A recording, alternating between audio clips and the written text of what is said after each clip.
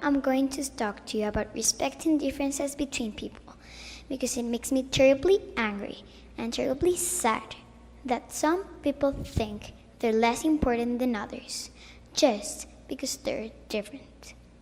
Some people have different problems and differences. However, they deserve to be treated the same.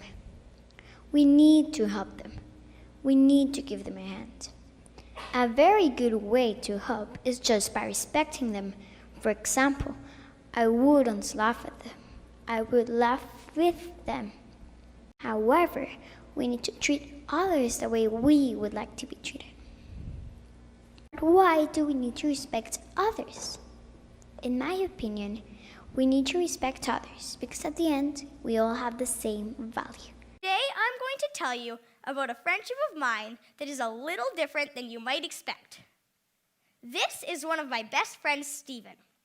He is the happiest person I know.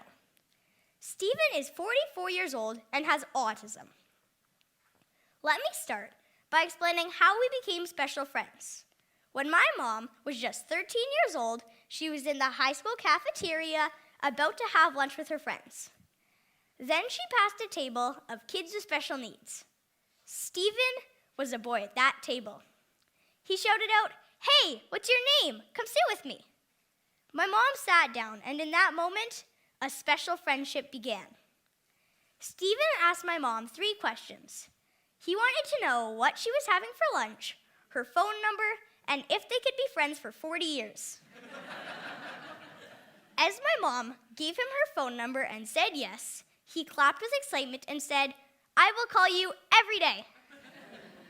Ever since that day, in 1988, he has kept his promise and called our house every single day.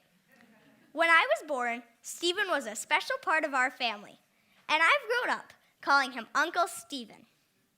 Stephen is included in family dinners, he comes to my soccer games, he loves watching movies with us, and every couple of weeks he has a sleepover. Stephen has had autism his whole life. Autism spectrum disorder refers to a range of conditions characterized by challenges with social skills, repetitive behaviors, speech and nonverbal communications, as well as by unique strengths and differences. My friend Stephen is not able to drive a car, but he is able to memorize every phone number he has ever heard. There is no cure for autism, but I think Stephen is perfect the way he is. One of my favorite memories with Stephen is whenever a fire truck passes us. He shouts out when I grow up, "I want to be a fire truck." That always makes me smile. He likes the idea of being a fireman, but he loves the idea of being a fire truck. Another thing that always makes me laugh is how much he likes to eat. Have you ever met someone who can eat a steak, 8 slices of pizza, French fries, apple pie, ice cream, and they are still starving? Well, Stephen eats all that almost every time we see him.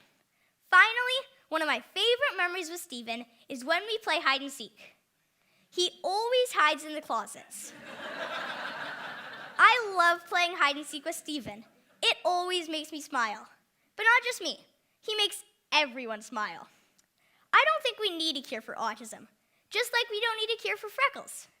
Autism is not a disease, just like brown hair isn't a disease. You don't need to fix something that isn't broken. I look up to my Uncle Steven, as he is the happiest person I know. Steven doesn't try to be like anyone else. He is exactly who he was meant to be. Imagine a world where we all live like Steven.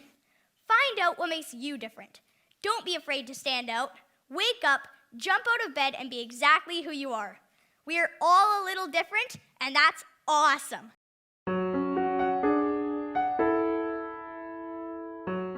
But as William James puts it, we are like islands in the sea, separate on the surface, but connected in the deep. Whatever affects one destiny affects all indirectly.